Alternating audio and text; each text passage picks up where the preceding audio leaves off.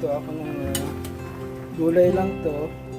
Ilagyan ko ng ito gabi. May gabi. Saka maraming marami siyang kalabasa. Ayan, paborito ko yung kalabasa. Unahin ko muna itong palambutin bago lalagyan ko ng okra. Palambutin ko muna yung gabi at saka yung kalabasa bago ito lalagyan ng okra. Lalagay ko yung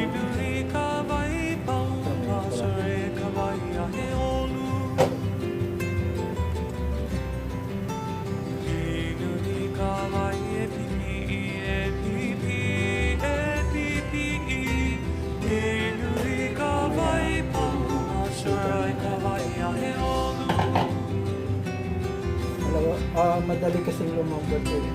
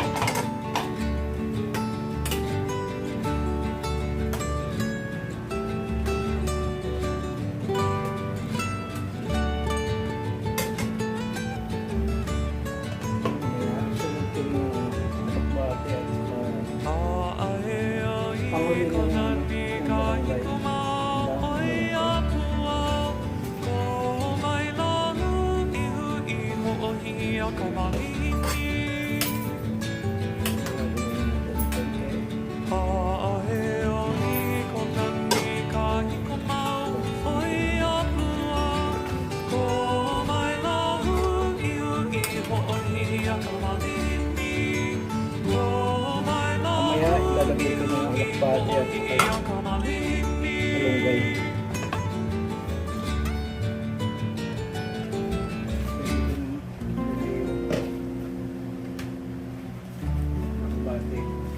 Alakbati.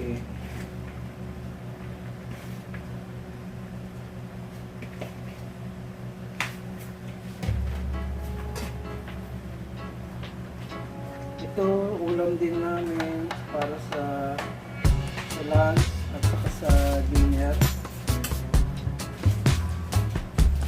Hindi ko na hinaluan ito ng karne kaya isda. Pure na to, pure na puro gulay.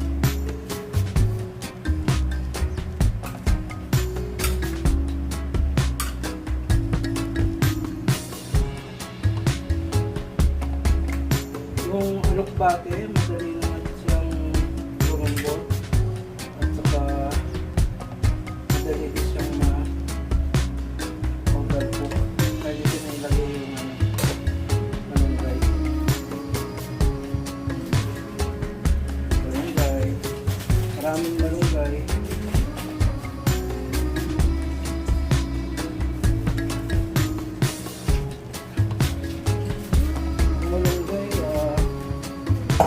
Isang puno lang ito eh. Madali na ito. Madali na ito. Yung malunggay, isang puno lang na.